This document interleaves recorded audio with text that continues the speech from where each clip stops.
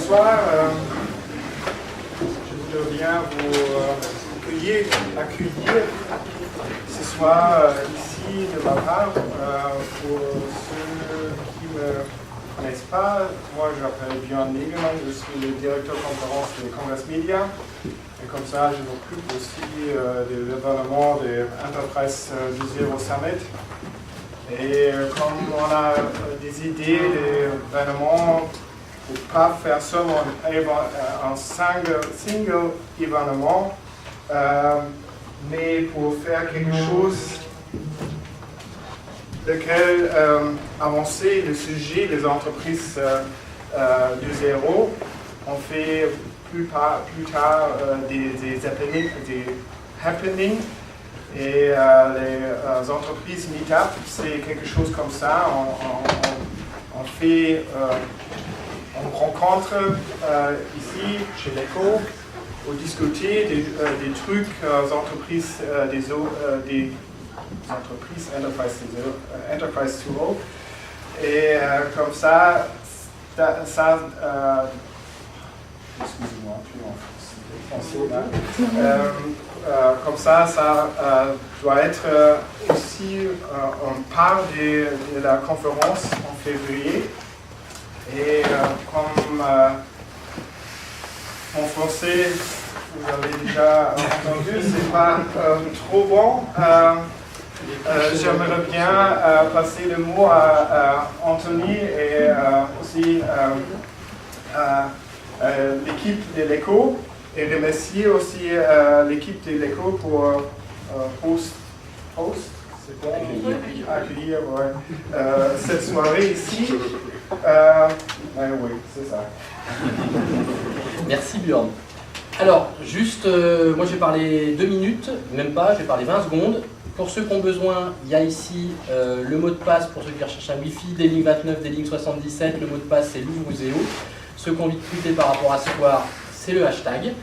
Donc je suis Anthony Poncier, je suis un des directeurs de l'ECO. Je vous souhaite déjà la bienvenue dans ces locaux qu'on étraîne depuis quelques mois.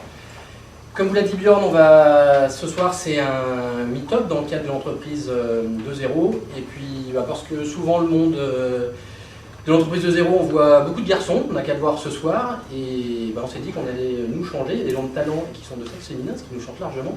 C'est Johanna qui va vous présenter un petit peu comment ça va se dérouler ce soir, et puis surtout c'est Johanna qui va, pour le 2 Summit, l'idée c'est qu'une partie des meet-up, il y ait des retours et des feedbacks en février, et comme c'est Johanna qui va le faire, autant qu'elle dirige ce qui se suit. Bienvenue, certains d'entre vous connaissent déjà le locaux et ont déjà participé au meet-up qui a eu lieu chez le partenaire Next Modernity. Donc pour vous expliquer un petit peu, nous allons commencer par un retour d'expérience qui va nous être présenté par Emerson, qui est responsable projet web chez JC Deco, que vous connaissez tous probablement. Donc, il va nous parler un petit peu nous présenter rapidement leur projet de réseau social qui a été déployé il y a maintenant à peu près 1 an et demi. Enfin 1 an pour le déploiement et le projet a déjà enchaîné. Et donc vous présenter un petit peu comment le community management est conçu dans le cadre de ce réseau et dans le cadre de ce projet qui est mondial en fait aujourd'hui et qui va concerner, on verra, tous les métiers du groupe. Et ensuite nous passerons aux ateliers. Donc à l'instar de ce que vous avez pu faire au sein de Next Modernity, on va lancer la partie un peu forum, débat, qui va se faire au travers de 2 groupes de travail. L'un sera consacré, donc le thème aujourd'hui c'est le community management et comment améliorer l'engagement au travers des communautés. Donc il y aura un groupe qui sera consacré à la personne du community manager. Donc on va essayer d'identifier un petit peu les bonnes pratiques et les faux pas à éviter en fait en termes d'identification du community manager. Quelle est sa position dans l'entreprise, quelles compétences il doit avoir. Pour l'autre groupe, on va plutôt aborder la question du comment.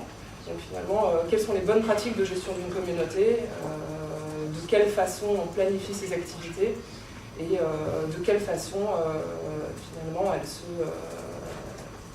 de quelle façon on peut les accorder par rapport au reste du business et la manière dont finalement on rencontre au management des activités et des performances de ces communautés. Voilà. Et donc ensuite on pourra continuer les discussions autour d'un verre sur ce sujet-là et des sujets plus larges. Et un monde de façon substantielle. Voilà. Bon, on peut démarrer si vous voulez avec la présentation. Donc, bonsoir à tous.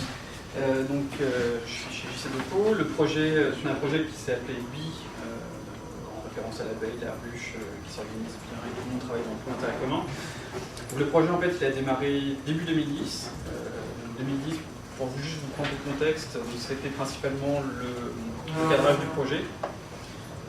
Quel outil choisir, quel modèle de gouvernance, quelle stratégie d'implémentation.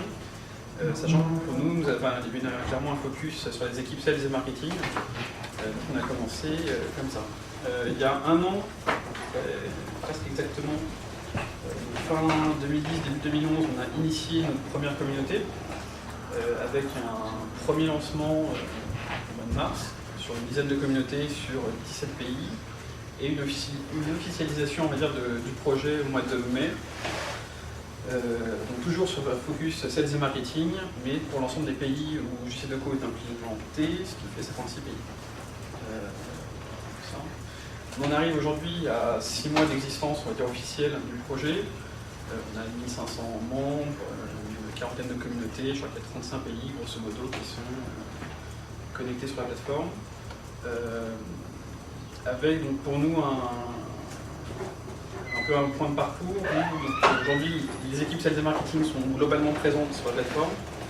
Et depuis la semaine dernière, en fait, le board du groupe a validé le fait qu'on puisse étendre la plateforme aux autres métiers. Et toujours donc, sur ce international. Donc, sur ces 6 à 9 mois, on va dire, d'expérience, j'ai essayé de retenir un peu différents points sur la partie adoption et animation. Le premier point qu'on a eu, c'était de ne pas commencer, rendre la plateforme attractive. C'était effectivement un des enjeux pour démarrer. Et on a traité il y a un peu de stratégie. Soit on commence, pour certains projets, c'était très simple d'ouvrir la communauté et elles s'animaient toutes seules. Parce que c'est des activités qu'on déplaçait dans l'outil. Par contre, il y a des communautés plus d'expertise ou sur des nouveaux métiers, par exemple le digital chez nous, où là il a fallu plutôt commencer en initialisant la communauté avant de l'ouvrir aux autres, afin d'attirer les gens. Là, ça dépend vraiment de vos communautés. Si c'est des projets, ça peut démarrer vite, entre guillemets, ou si c'est des projets plus sensibles ou plus d'experts, il peut y avoir d'autres approches. Une autre approche que je devrais nous dire. Il peut y avoir le côté un peu démarrer petit, ou au contraire avoir une audience très large. Là pareil, rapidement 2 exemples. On a une communauté sur tout ce qui est aéroport, qui a eu du mal en fait à démarrer sur les 3 premiers mois, puisqu'en fait, grosso modo, la moitié de son audience était hors de la plateforme. Donc typiquement, quand la community manager de cette équipe-là devait s'adresser à tout le monde, à la fin, elle repartait dans ses bons vieux emails. Donc là, c'est vrai que pour elle, c'était vraiment un soulagement une fois qu'on a pu ouvrir à tous les pays, d'avoir en fait dans toutes ces ouailles dans la plateforme et ainsi on va dire, communiquer beaucoup plus efficacement vis-à-vis de ces équipes. Je vais rapidement. Sur la partie adoption, il y a un point, surtout chez JCDecaux, qui est une culture d'entreprise familiale avec une forte présence de la famille Decaux. La partie va dire, top management, c'est un peu meilleur ami ou meilleur ennemi. Où là on a eu des approches un peu différentes, où finalement certains top managers ont vraiment été un levier pour la plateforme, parce qu'eux étaient dans la plateforme, diffusaient au niveau de leur N-1 la bonne parole, versus la contribution notamment de nos dirigeants, qui pouvait être pris plutôt comme un frein à l'adoption. Donc là c'est vraiment manipulé aussi avec précaution. Je pense que le point et l'enjeu, on le voit bien notamment au niveau des membres du comité de pilotage, c'est pour les gens qui ont réussi à faire passer l'outil en fait, dans leur travail au quotidien, ils ont vraiment, on va dire, passé outre le côté c'est un outil de plus, et du coup ils sont vraiment ravis en tout cas du projet, en disant globalement on va plus vite, on a plus de réponses, de plus grande qualité, et on a un effet réseau qui est quand même phénoménal. Après, sur la partie plutôt animation, j'ai retenu plusieurs points. Il y a une partie qui est un travail, on va dire, perpétuel pour communiquer, partager, informer, sensibiliser, et qui soit aussi bien dans la plateforme qu'en dehors. Typiquement, donc si je reprends ma communauté Airport, aujourd'hui son mode d'organisation, quand on accueille des nouveaux membres, c'est une partie qui se fait donc dans la plateforme, plus toute une partie en dehors. Elle organise des conf calls, des WebEx, et en tout cas elle utilise tous les outils qu'elle a à sa disposition pour en tout cas ramener les gens, enfin les inviter, les ramener, les sensibiliser. Donc il y a vraiment tout un travail aussi bien dans la plateforme qu'en dehors. Après, j'ai encore 2 points. Le premier, c'est effectivement un travail de spontanéité versus une animation qui est à programmer.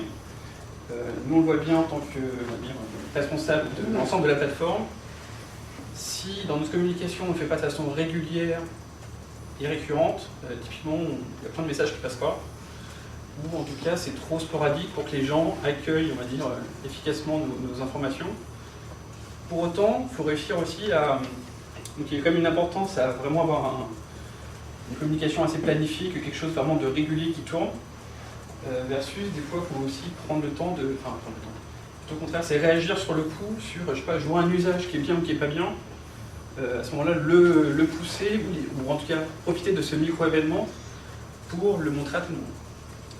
Et après, alors, une question qui, pour l'instant, où j'ai pas de réponse, c'est sur, on va dire, les top contributeurs, qui sont faciles à mobiliser, puisqu'on les voit tout le temps, partout, ils interagissent tout le temps, versus les tout petits contributeurs.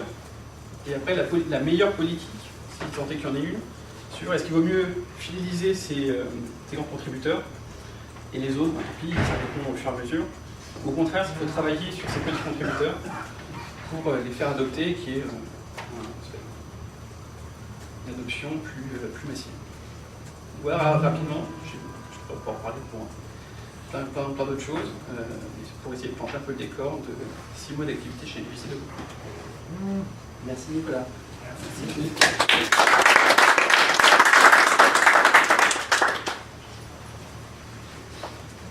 Donc, comme convenu, on va maintenant passer aux ateliers.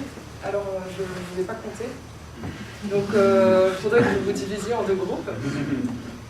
Donc, un groupe qui va passer de ce côté-là. Alors, vous pouvez choisir votre thème. Bon, il y en a 2. Essayez d'être équilibré en nombre. Je pense qu'ils sont les 2 aussi intéressants et que vous avez sûrement plein de choses à dire très intéressantes sur ces 2 sujets. Donc, d'une part, le rôle du community manager. Enfin, son profil, on va dire, et comment on l'identifie, etc. Et ensuite, l'autre groupe sur comment il fait son boulot. Donc, voilà. Si vous avez préférence ou pas forcément, sinon, les premiers qui veulent diriger vers là-bas et commencer. Précise le côté, pour choisir lequel. D'accord. Alors, là, il y aura le côté 1, qui est le community manager, comment on l'identifie, et ici on aura le groupe 2, comment on gère les communautés. On va juste préciser une chose, l'idée c'est qu'il est 25, c'est que vous ayez une vingtaine de minutes, donc c'est jusqu'à moins le quart, moins 10, et après on refera une mise au pot commun. Et puisque il paraît que ça marche bien l'auto-organisation de chez les gens d'entreprise de zéro, alors pour le vérifier, l'idée c'est quand même de vous arriver à plus ou moins avoir un espèce de rapport, quelqu'un qui va pouvoir faire la synthèse, même si après il y aura un échange. Si vous arrivez vraiment à vous auto-organiser, comme on va dire. Non, c'est même pas du tout quelqu'un de l'école. Mais ça peut être nos amis de Nexmo qui sont chats, il n'y a pas de problème. On va écouter le premier retour du groupe, je sais pas combien, en tout cas celui qui parle de. Qui est le community manager. Alexandre. Premier retour vers le futur. Allez Alex. Donc j'ai vu Richard ce matin en vidéo et tout, et maintenant c'est lui qui m'écoute, c'est un peu bizarre. Donc on était sur la question qui est le community manager, comment choisir, et on n'a pas eu de réponse. Donc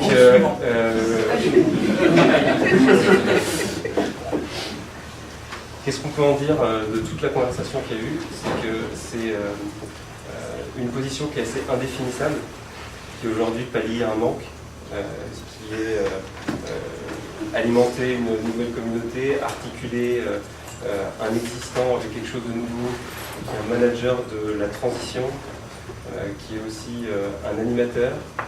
Ça va dépendre à chaque fois du contexte, de la culture, du secteur d'activité. Donc on n'a aucune position réplicable.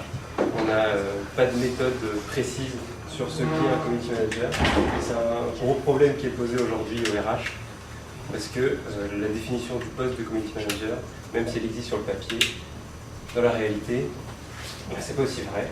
Et voilà.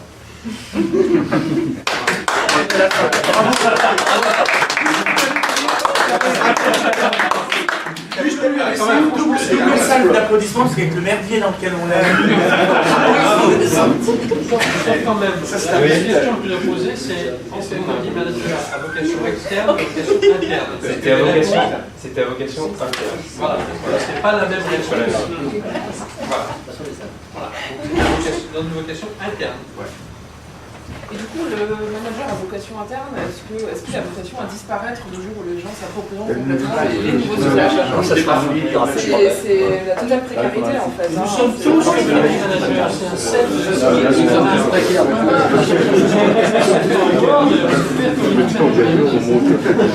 Ça fait partie de notre métier de base, sinon on n'a pas énormément de C'est moi.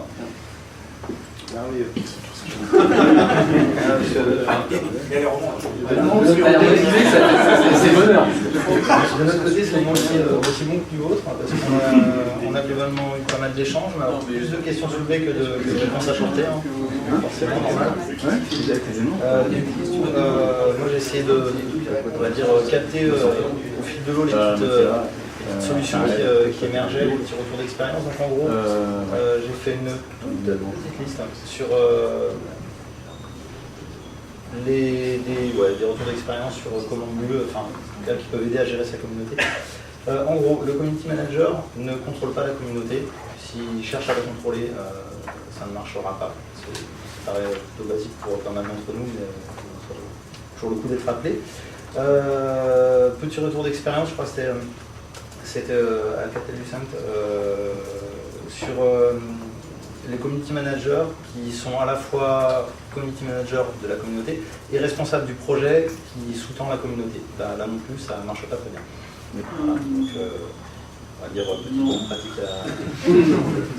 Non, ça marche bien. Non, ce que j'exprimais, c'est la différence entre le responsable de la communauté et le responsable de groupe. Il n'est pas naître responsable de communauté au départ, il est d'abord responsable de groupe. Et progressivement, il devient responsable de communauté.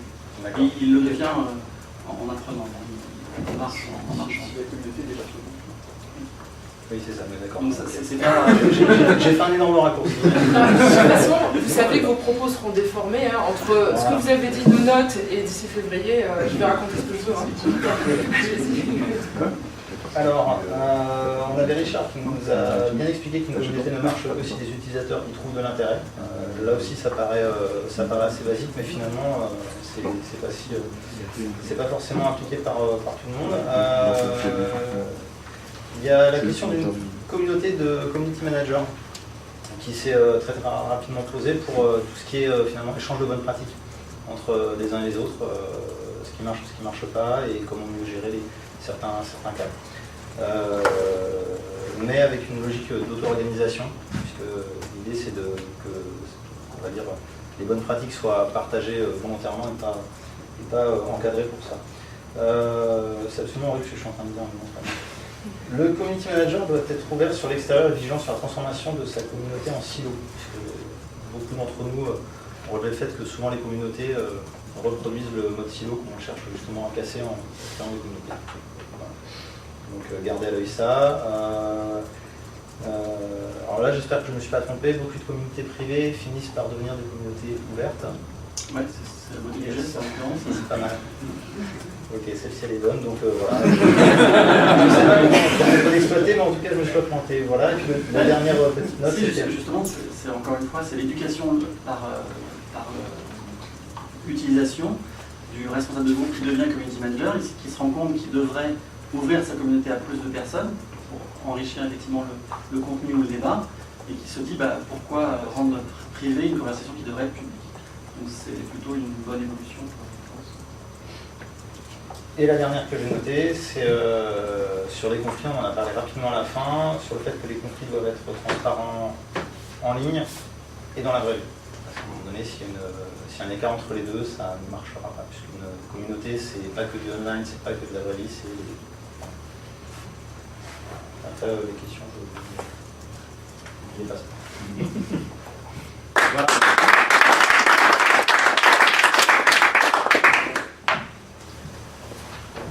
Bon, bah, on peut remercier. Eh ben- C'était pas facile d'être rapporteur, Non. parce qu'il y avait beaucoup d'idées, dans tous les sens très intéressantes, mais c'était pas simple. Bravo. Et ben, nous avons tiré une meilleure partie, et puis de retranscrire ça de manière à la fois fidèle à ce que vous avez dit, en essayant justement de ne pas trop déformer, et puis de proposer quelque chose qui nous donne des nouvelles pistes, à la fois de réflexion, mais aussi des idées pour, en termes de management de communauté, même si l'idée pour ce sommet n'est pas non plus de trouver des solutions définitives à ces questions en fait qui vont sûrement encore évoluer. On a de nouvelles qui vont se poser avec l'évolution des cultures en entreprise, avec la nouvelle appropriation en fait, de ces sujets, entre quel est l'avenir du community manager à l'époque, au moment où justement où ces nouveaux usages seront parfaitement intégrés aux pratiques, et comment se gère une communauté quand finalement aujourd'hui on est dans l'innovation et quand ça va devenir quelque chose de naturel, imaginez, toute entreprise aura son réseau social et on aura l'habitude parallèlement au process métier habituel de fonctionner par communauté. Finalement peut-être que ça aura vocation à être plus formalisé, à être plus dirigé parce que ça va devenir... on va sortir de ce côté innovant pour passer à quelque chose de courant dans l'activité d'entreprise. Donc peut-être que d'autres questions seront... Voilà. Donc on aura d'autres opportunités dans les bases. Bon, merci. Merci à tous en tout cas pour votre participation. Et après l'effort, le réconfort, il y a à boire à manger ici de l'autre côté, bière, vin, soft. Another thing to add. Thank you for the LECO team again for hosting us tonight.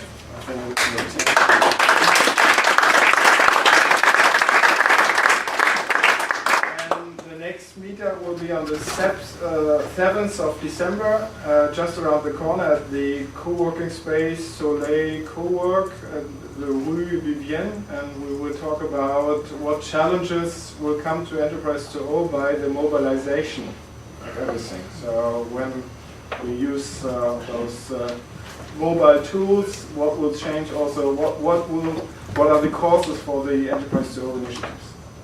So that's the next topic for the next meetup. Merci.